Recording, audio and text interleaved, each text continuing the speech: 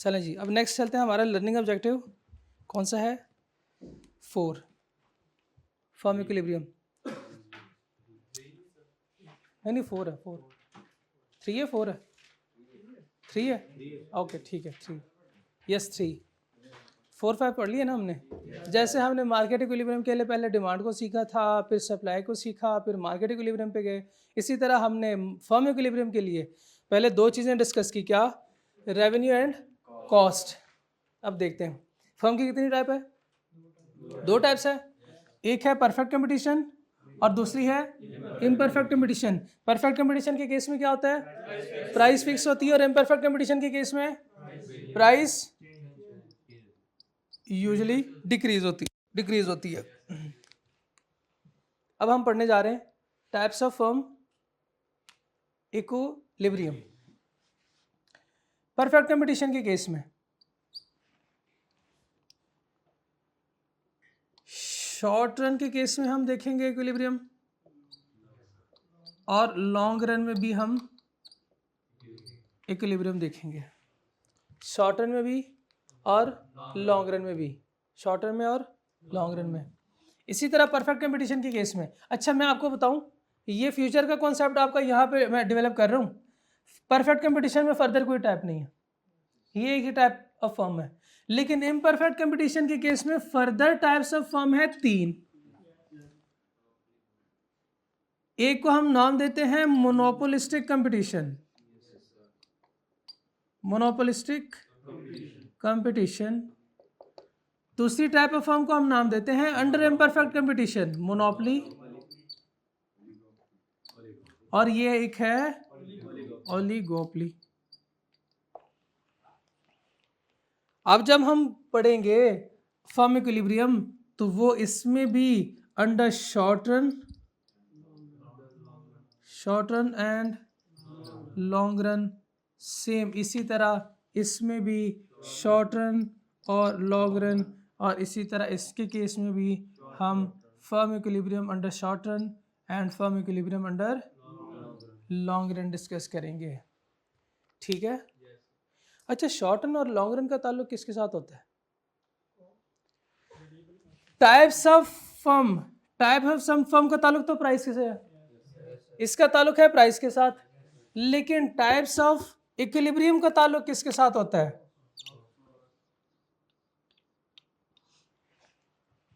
अगर सारी की सारी कॉस्ट वेरिएबल है, नहीं, अगर सारी की सारी कॉस्ट फिक्स है, अगर सारी की सारी कॉस्ट फिक्स है, हो ही नहीं सकता। अगर सारी की सारी कॉस्ट वेरिएबल है, लॉन्ग रन।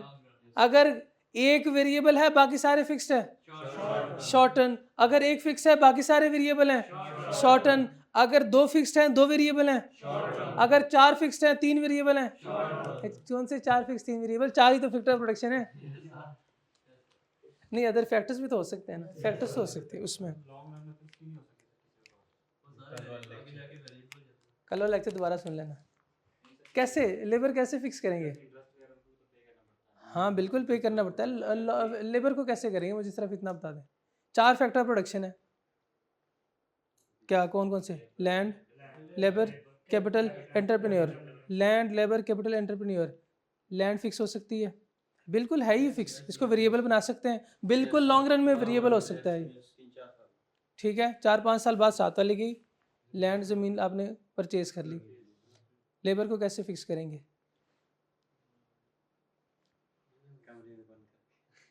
हाँ तो उसको कमरे में बंद करोगे, बाहर सारी दुनिया को तो नहीं कर सकते। कैपिटल को हम फिक्स कर सकते हैं, मेरे पास और पैसे नहीं है, मैंने और इन्वेस्ट नहीं करना। एंटरप्राइज को भी हमने फिक्स कर दिया। ट्रैक्टर एक ही है, 2 मशीनें क्यों चलाएंगे, 2 ट्रैक्टर्स क्यों चलाएंगे? ठीक है, क्लियर हो गया? अब हमने सीखना है, ये तो थी, ये लर्निंग ऑब्जेक्टिव 3 हमारा। Firm equilibrium means level of price या output at which firm earn maximum profit. Maximum profit ये पहले कल के लेक्चर में हम पढ़ चुके हैं। मैक्सिमम प्रॉफिट वाला वो पॉइंट होता है जहां पे marginal cost equal to marginal revenue. ये कंडीशन याद करनी है आपने, marginal cost equal to marginal revenue. और दूसरी कंडीशन, मार्जिनल कॉस्ट कट सेमर from below. Marginal cost cut MR from below. अभी आपने कॉस्ट कर्व देखा, मार्जिनल कॉस्ट कर्व ऐसे जा रहा था और एवरेज कॉस्ट कर्व ये था और इसको बिल्कुल सेंटर पे कट कर रहा था।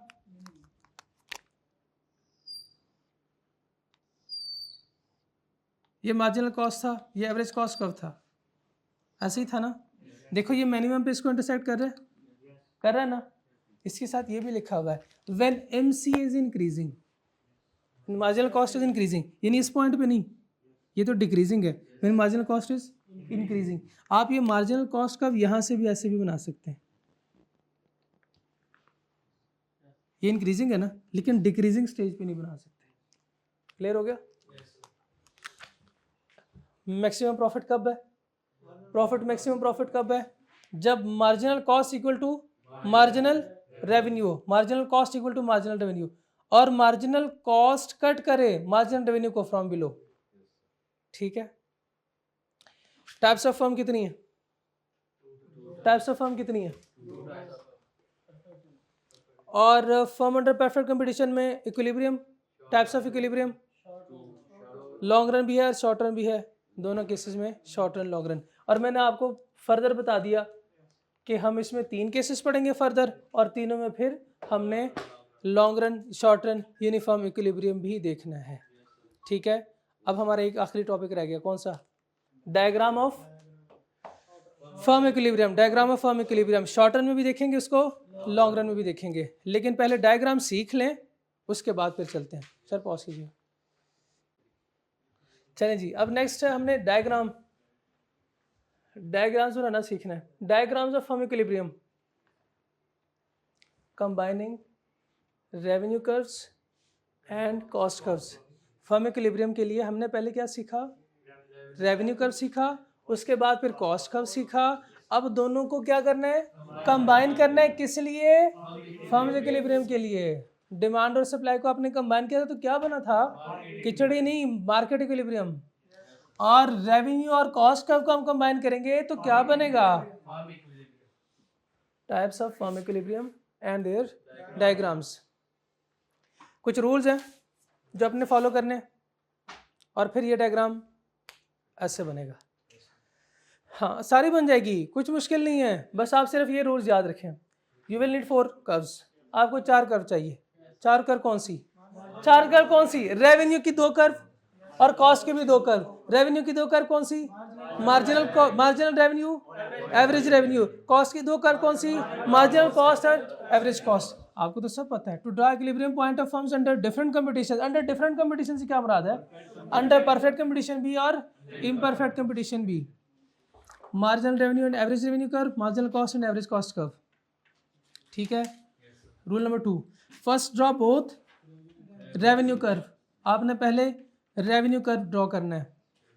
अच्छा, अंडर डिफरेंट कंपटीशन, मुझे आप बता सकते हैं revenue curve under perfect competition कैसे बनता है? Straight line parallel to X axis. और revenue curve under imperfect competition कैसे बनेगा? हाँ, बोथ का slope downward. MR and AR curve depending on whether firm is under perfect competition and imperfect competition. उसके बाद then draw marginal cost curve. Marginal cost curve draw करना है सिर्फ, marginal cost, and identify equilibrium quantity. एक equilibrium point आपने identify करना है, उस पर इक्विलिब्रियम क्वांटिटी आपने आइडेंटिफाई करनी है। Equilibrium quantity is the quantity at which marginal cost equal to marginal revenue. Visualize कर सकते हैं? कैसे करेंगे सर? विजुअलाइज कर रहा हूँ मैं, आंखें बंद करके विजुअलाइज कर रहा हूँ। ये अगर परफेक्ट कंपटीशन का केस है तो ये मार्जिनल कौन सा कर्व होगा? मार्जिनल रेवेन्यू कर्व होगा। शाबाश, बिल्कुल ठीक, मार्जिनल रेवेन्यू कर्व होगा। ये सीधा कर्व है मार्जिनल रेवेन्यू का। और उसके बाद फिर मैंने क्या करना है? मार्जिनल कॉस्ट कर्व ड्रॉ करनी है। मार्जिनल कॉस्ट कर्व ये ऊपर ऐसे जा रहा है, जहां पे यू शेप है, जिस पॉइंट पे marginal cost curve marginal revenue की इक्वल है। मैंने सिर्फ इतना बोला है, मैंने ये नहीं कहा कि इसको कट कर रहा है या जो भी कर रहा है। Marginal cost curve equal to marginal revenue है, यानी मैं ऐसे इसको विजुअलाइज कर रहा हूँ। मैं इसको विजुअलाइज ऐसे कर रहा हूँ। परफेक्ट कंपटीशन का केस, ये कौन सा कर्व है? Marginal revenue. अब कर्व कौन सा ड्रॉ करना है? Marginal cost. ये पॉइंट क्या है? Equilibrium point. और इस पॉइंट पे ये इक्विलिब्रियम क्वांटिटी है, ये हमने इक्विलिब्रियम पॉइंट ऐसे आइडेंटिफाई किया। और अगर ये इम्परफेक्ट कंपटीशन का केस होता फिर क्या करता मैं? अब क्या करना है मैंने, ये ए आर है, ये एम आर है, अब मार्जिनल कॉस्ट कर्व, जहां पे मार्जिनल कॉस्ट कर्व किस इक्वल हो मार्जिनल रेवेन्यू के, ये मेरा इक्विलिब्रियम पॉइंट होगा और इस पॉइंट पे इक्विलिब्रियम क्वांटिटी होगी। ठीक है, ये कह रहा है वो ये point. Now draw average cost. जब सब कुछ हो गया उसके बाद हमने एवरेज कॉस्ट कर्व ड्रॉ करना है। लेकिन एक चीज यहां पे आप ध्यान रखना है आपने, ये काम तो आसान है, ये काम आसान है। अब आपने ध्यान रखना है, क्या ध्यान क्या रखना है? Depending on whether firm is in profit, break even या लॉस। प्रॉफिट से क्या मुराद है? ये टर्म्स है स्पेसिफिक किसके लिए? अकाउंटिंग के लिए, अकाउंटिंग के लिए। लेकिन इसको हम रिप्लेस करते हैं इकोनॉमिक्स में किससे? To draw diagram for super normal profit. Super normal profit कौन सा प्रॉफिट होता है? प्रॉफिट है, ये सुपर नॉर्मल प्रॉफिट है। To draw graph for normal profit, ये है break even. Normal profit equal to break even. To draw graph for sub normal profit, loss है। अकाउंटिंग में इसको लॉस कहते हैं, हम इसको प्यार से कहेंगे सब नॉर्मल प्रॉफिट। परेशान नहीं ना करना, एक दफा आपको कर चुके हैं जो 20,000 आ गया, अब बार बार आपका दिल नहीं दुखाना चाहता मैं, इसलिए सब नॉर्मल के प्रॉफिट के साथ मैंने लिखा सब नॉर्मल। जी आपको जो है वो मैं अभी सिर्फ थ्योरी पढ़ा रहा हूँ, मैं आपको डायग्रामेटिकली नहीं दिखा रहा आपको, मैं डायग्राम से नहीं, मैं सिर्फ आपको इधर बता रहा हूँ। फिर आपने विजुअलाइज खुद करना है कि ये कर्व बनेगा कैसे। ये तो आपको याद हो गया कि अब ऐसे बनेगा। अब इसी के अंदर भी मैं वो पुट कर सकता हूँ, इन दोनों के अंदर पुट कर सकता हूँ, लेकिन हम जरा डिटेल में करेंगे ताकि आपको घर जाके कोई मसला ना हो। To draw graph for super normal profit, super normal के लिए मैंने बनाना है। सुपर नॉर्मल का मतलब यह है कि प्रॉफिट आएगा। प्रॉफिट कब आएगा? जब कॉस्ट कम होगी और रेवेन्यू ज़्यादा होगा और कॉस्ट कम होगी। जब रेवेन्यू ज़्यादा होगा कॉस्ट कम होगी, अकाउंटिंग वाले क्या कहते हैं? प्रॉफिट। और हम इसको क्या नाम देते हैं? Super normal profit. ये सुपर नॉर्मल प्रॉफिट कब आता है? जब रेवेन्यू ज़्यादा कॉस्ट कम। जब रेवेन्यू ज़्यादा, कौन सा रेवेन्यू ज़्यादा? मार्जिनल रेवेन्यू ज़्यादा। जब मार्जिनल रेवेन्यू ज़्यादा, मार्जिनल का तो हो गया, अब तो हम एवरेज रेवेन्यू कर रहे थे ड्रॉ। चलें जी, अब एवरेज रेवेन्यू कर ड्रॉ करना है, एवरेज रेवेन्यू कर ड्रॉ करना है। मैंने एवरेज रेवेन्यू कर्व कर चुका हूं यार, नहीं ऐसे करो, ये तो हो गया वह है, ये देखें। अब ये कर्व ड्रॉ करना है, आपका दिमाग कहीं और है, आप सो रहे हैं। एवरेज कॉस्ट कर्व ड्रॉ करना है मैंने जी, एवरेज कॉस्ट कर्व ड्रॉ करना है। एवरेज कॉस्ट ड्रॉ करना है। एवरेज कॉस्ट को कम रखूंगा, रेवेन्यू ज्यादा होगा तो प्रॉफिट आएगा। कॉस्ट को रखूंगा कम, किससे कम रखूंगा? रेवेन्यू से। रेवेन्यू ये है सर मार्जिनल रेवेन्यू से या एवरेज रेवेन्यू से? एवरेज कॉस्ट है ना तो एवरेज रेवेन्यू से, मार्जिनल कॉस्ट है तो मार्जिनल रेवेन्यू होगा। मार्जिनल कॉस्ट मार्जिनल रेवेन्यू, ये देखें, जब एवरेज कॉस्ट है तो एवरेज रेवेन्यू, यानी मार्जिनल का आपस में ताल्लुक है, एवरेज का आपस में ताल्लुक है। मार्जिनल का एवरेज के साथ ताल्लुक नहीं है डायग्रामेटिकली, और ना एवरेज का मार्जिनल के साथ है। ठीक है, अब बताएं, रेवेन्यू ज़्यादा रखना है, कॉस्ट कम रखनी है।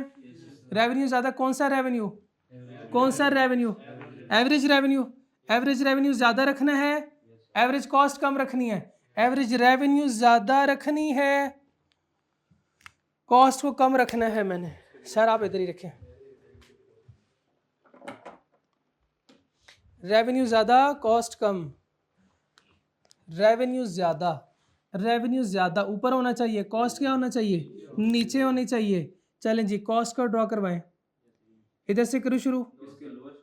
इधर से भी शुरू कर सकते हैं, नो सर नहीं कहे। सिर्फ जो है वो इक्विलिब्रियम पॉइंट पे, इक्विलिब्रियम लेवल पे, इक्विलिब्रियम पॉइंट पे जो है ये नीचे होगा रेवेन्यू से। ठीक है, यानी ये कंडीशन तो है सही, लेकिन एट एट इक्विलिब्रियम लेवल, और इक्विलिब्रियम लेवल है ये, ठीक है। इस लेवल से हमने नीचे करना है, इधर भी कर सकता हूँ और इसको फिर मैं इसकी शाखें जो है वो इंक्रीज कर सकता हूँ, यानी जो कर्व जहाँ से शुरू होना है। जी करवाएं जी, शाबाश, ड्रॉ करवाएं। M C cut M R from below, ये था। हाँ। नहीं नहीं, मैंने इधर को क्या करना है,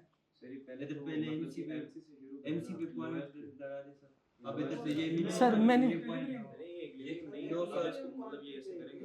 हाँ ये इक्विलिब्रियम पॉइंट है, इक्विलिब्रियम पॉइंट, इससे नीचे आना है मैंने, इससे नीचे आना है। याद रखें बच्चे, यहां तक तो ठीक कर लेते हैं, उसके बाद जो गलती करते हैं, इसके बाद जो गलती करते हैं वो याद रखें, आपने इसके बाद नहीं कुछ करना, आपने मार्जिनल कॉस्ट पे एक डॉट ड्रॉ करना है। मैं नहीं बना रहा, ये लें ए, ये ए हो गया, और इसको भी नाम देता हूं मैं ए, बस आपके लिए इतना ही काफी है जी। उसके बाद क्या होगा, cost is greater than revenue, cost is greater than revenue, cost ज्यादा रेवेन्यू कम, मार्जिनल कॉस्ट के ऊपर ही रहे, मार्जिनल कॉस्ट के ऊपर रहे जी, इसी के ऊपर एक पॉइंट।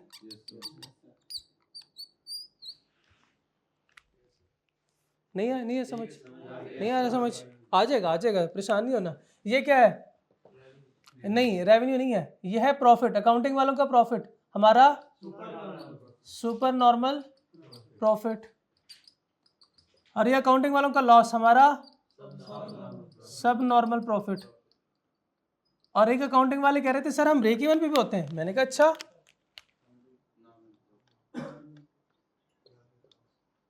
उसने कहा कि हम सर ब्रेक इवन पे होते हैं, मैंने कहा सर वो ब्रेक इवन इसको नहीं कहते, उसको हम लोगों की जुबान में उसको कहते हैं नॉर्मल, यानी इकोनॉमिक्स की जुबान में नॉर्मल।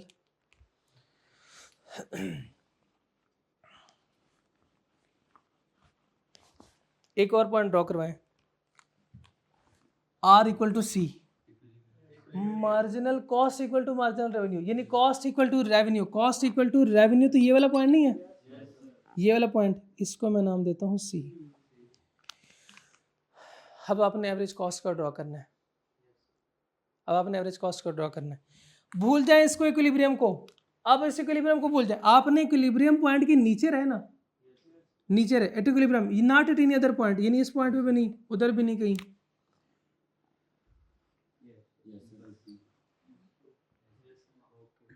यानी इस मिनिमम को इक्विलिब्रियम पे नहीं रखना, इस मिनिमम को, इक्विलिब्रियम पॉइंट तो ये था ना, ये था इक्विलिब्रियम पॉइंट, इक्विलिब्रियम पॉइंट ये था, अब इक्विलिब्रियम पॉइंट पे ही हम नीचे आए हैं। दूसरा कर्व कौन सा, नहीं बल्कि इधर ही रहे। अब मुझे बताएं कि ये कैसे सब सुपर नॉर्मल है, रेवेन्यू ये है, एक पॉइंट यहां से यहां तक रेवेन्यू है, ये सारा रेवेन्यू है, ये सारा रेवेन्यू आ गया, रेवेन्यू। और कॉस्ट, कॉस्ट कितनी है, कॉस्ट ये है ना,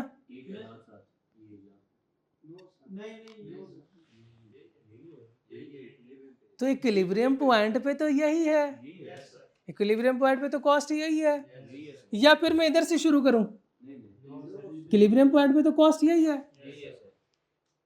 नहीं आई मेरा भाई बात समझ आ, ये इक्विलिब्रियम पॉइंट पे, ये देखे मैंने टोटल रेवेन्यू पहले देखा, अब मैं टोटल कॉस्ट देख रहा हूं, टोटल कॉस्ट का ये है एवरेज कॉस्ट इनटू क्वांटिटी, ये देखें ये कॉस्ट है,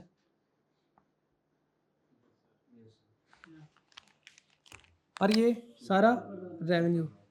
अब मुझे बताएं, दो डब्बे बने, एक बड़ा बना डब्बा बना बड़ा, और एक डब्बा छोटा, बड़ा डब्बा कौन सा है, रेवेन्यू का, छोटा डब्बा कौन सा है, इसका मतलब डब्बे में डब्बा है, एक डब्बा है बड़ा, एक डब्बा है छोटा, बड़ा डब्बा कौन सा है, रेवेन्यू, उसमें छोटा डब्बा फिट आ गया कॉस्ट का, तो फिर भी थोड़ी सी जगह बची है, ये जगह जो थोड़ी सी बची है ना, इस बची हुई जगह को हम पता है क्या कहते हैं? Super normal profit. Super normal profit. Clear? कोई कंफ्यूजन? No confusion? शाबाश, वेल डन। अगर कोई कंफ्यूजन नहीं है तो ये तो बहुत अच्छी बात है। M R equal to A R, ये क्या है? एम सी मार्जिनल कॉस्ट जी। बी पॉइंट इधर करूं? कोई कंफ्यूजन, कोई मसला? इक्विलिब्रियम से बना लो ये ले।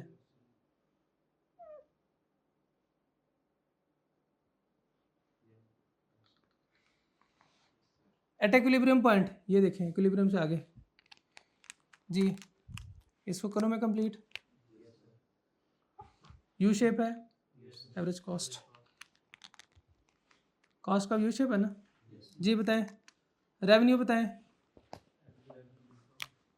ये है ना, ये quantity, revenue into quantity. Revenue इतना, किसी को कोई प्रॉब्लम, कोई परेशानी? नो। और कॉस्ट कितनी? इधर सर, इधर ये पॉइंट, इस पॉइंट से ये इक्विलिब्रियम पॉइंट है। ये टोटल क्या है?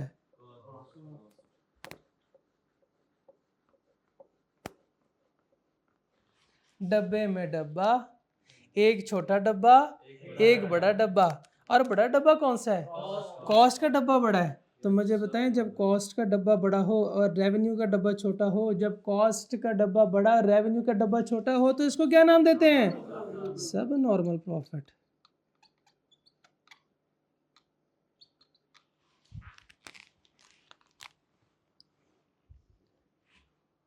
Imperfect competition, perfect competition, imperfect में तो नीचे होता है। M R equal to A R, M सी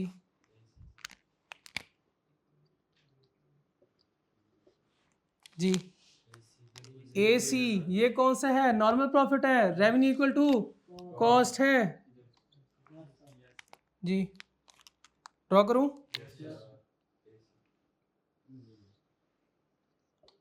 चलें जी, शाबाश शाबाश। अब क्या करवाएं? करवाएं क्वांटिटी, सॉरी रेवेन्यू। ये आ गया रेवेन्यू इस पॉइंट तक। कॉस्ट, कॉस्ट भी यही है। ये डब्बे में डब्बा, क्या एक छोटा डब्बा एक बड़ा डब्बा? नहीं, दोनों सेम साइज के डब्बे सर, दोनों सेम साइज के डब्बे। जब दोनों डब्बे सेम साइज के हैं तो no profit no loss, break even.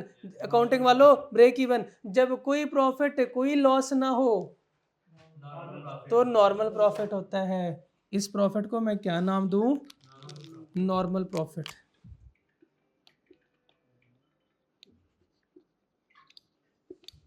ठीक है। और ये टाइप ऑफ फर्म कौन सी है? Perfect competition. कौन सा रह गया? जरा देखते हैं क्या परफेक्ट कंपटीशन में इसी तरह डायग्राम बनी हुई है? परफेक्ट कंपटीशन आजा, परफेक्ट कंपटीशन आजा। Perfect competition, diagrams of firm equilibrium under perfect competition. Perfect competition में पहला डायग्राम सुपर नॉर्मल प्रॉफिट का आप देख चुके। दूसरी डायग्राम सब नॉर्मल प्रॉफिट की, ये रही आपके सामने। और इसी तरह नॉर्मल प्रॉफिट के डायग्राम भी ये बोर्ड के ऊपर। अब क्या करें? अब क्या करना है? अब क्या इम्परफेक्ट ये हो गया, बन गई तस्वीर।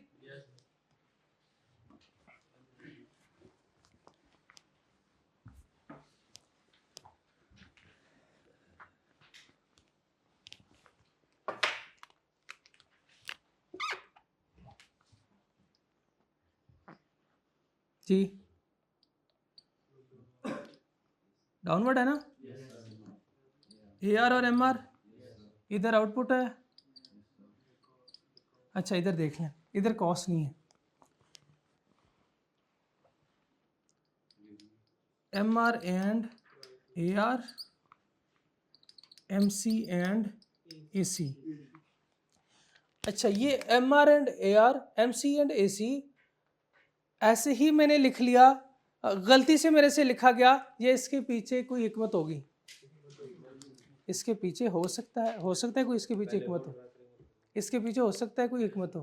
क्या हिकमत है इसके पीछे? Servo rules. अगर नहीं भी याद ना तो सिर्फ इतना याद कर सकते हैं, आपकी मेहरबानी होगी अगर इतना याद कर लें। MR बनाए, AR ड्रॉ करें जी,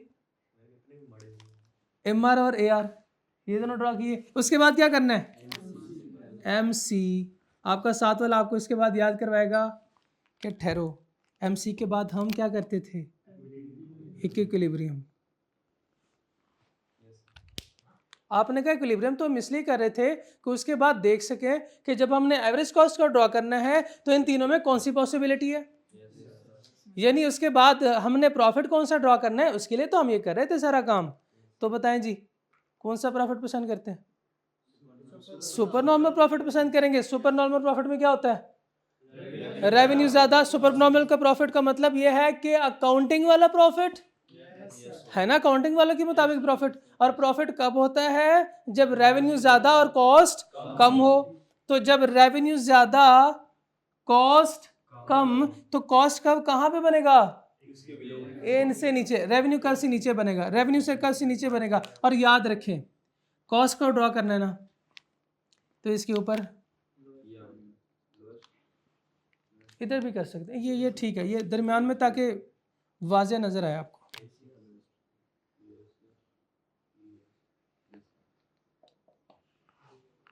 अब क्या करना है? मार्जिनल कॉस्ट जी, मार्जिनल ये है ना, मार्जिनल कॉस्ट यही है, टोटल कॉस्ट भी यही है। ये तो मार्जिनल कॉस्ट का, टोटल कॉस्ट बताएं जी, ये क्वांटिटी है ना जी। कैसे कैलकुलेट करेंगे टोटल कॉस्ट जी? कैसे? टोटल रेवेन्यू पहले, शाबाश, बिल्कुल ठीक, टोटल रेवेन्यू कैलकुलेट करेंगे। टोटल रेवेन्यू कैलकुलेट करवाएं। एवरेज रेवेन्यू यहाँ पे है सर, रेवेन्यू ज्यादा होना चाहिए, रेवेन्यू ज्यादा होना चाहिए, रेवेन्यू ये रहा। आप पता नहीं क्यों कंफ्यूज हो जाते हैं ये देख के। अब क्या करना है? Cost, total cost. Total cost कहाँ से होगी? इस पॉइंट से। ये ले, डब्बे में डब्बा, एक छोटा डब्बा, एक बड़ा डब्बा। बड़ा डब्बा कौन सा है? रेवेन्यू का डब्बा बड़ा है, रेवेन्यू का डब्बा बड़ा है। और जो डब्बा बड़ा होता है, यानी अगर रेवेन्यू का डब्बा बड़ा है तो इसको आप नाम देते हैं, बाकी दो तो आप भी ड्रॉ कर सकते हैं जी। करवाएं, फिर मुझे करवाएं, मैं खुद ही करवा देता हूँ, फिर कहेंगे आपने सर ड्रॉ नहीं करवाया। मिस्टर, ये MR मिस्टर है ना? नहीं, मिस्टर नहीं है, मार्जिनल रेवेन्यू, बस यही बताना था आज की क्लास में। ये MC मिस नहीं, मार्जिनल कॉस्ट, मार्जिनल कॉस्ट। ये क्या हुआ? इक्विलिब्रियम। आप कौन सा पसंद करेंगे? आप क्या पसंद करेंगे? सब नॉर्मल। सब नॉर्मल का मतलब कॉस्ट ज़्यादा होनी चाहिए और रेवेन्यू कम होगा, रेवेन्यू कम कॉस्ट ज़्यादा।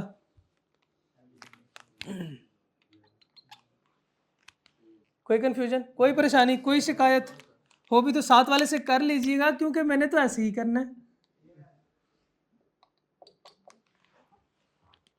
ठीक है? ये जिस मर्जी को टच करे, आई डोंट केयर, बस इस पॉइंट पे ऊपर होना चाहिए। तो अब क्या करूं? लाल पकड़ो और रेवेन्यू, रेवेन्यू, रेवेन्यू कर्व इधर,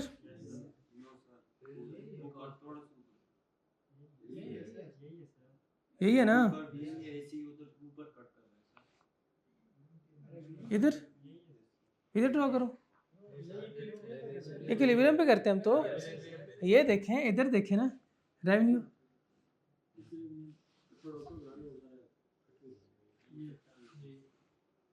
इकट्ठा बनेगा तो फिर आप समझेंगे, फिर घर में जाके जो है वो अपनी आसानी के लिए वो ड्रॉ करेंगे ना। ये ऊपर थोड़ा सा बना लो,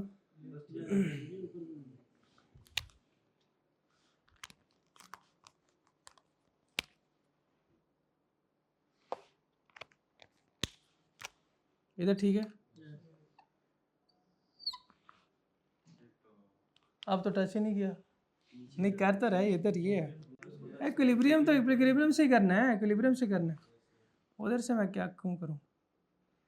डब्बे में डब्बा, एक छोटा डब्बा एक बड़ा डब्बा, छोटा डब्बा कौन सा है, छोटा डब्बा है रेवेन्यू का और बड़ा डब्बा है कॉस्ट का, और कॉस्ट ज़्यादा रेवेन्यू कम हो तो सब नॉर्मल प्रॉफिट, बोले सब नॉर्मल प्रॉफिट। अब क्या करना है, अब क्या करना है, अब क्या करना है, आखिरी रह गया कौन सा, नॉर्मल। ये बिल्कुल सीधी लकीर नहीं हो गई, MR यार,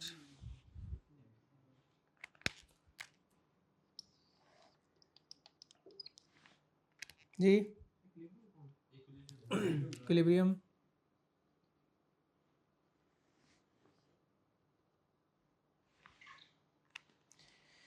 यस नॉर्मल, जहाँ पे इक्विलिब्रियम AR को कट कर रहा है, यहाँ पे इस पॉइंट पे, चलो जी एक वोट इधर, एक वोट इधर है जी, और बताएं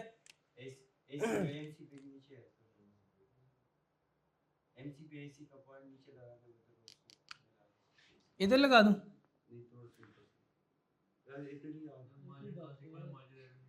marginal cost equal to marginal revenue, average cost equal to average revenue, तो वो ये पॉइंट नहीं होगा, इक्विलिब्रियम पॉइंट पे होगा, ये इधर करूं, इधर ऐसे,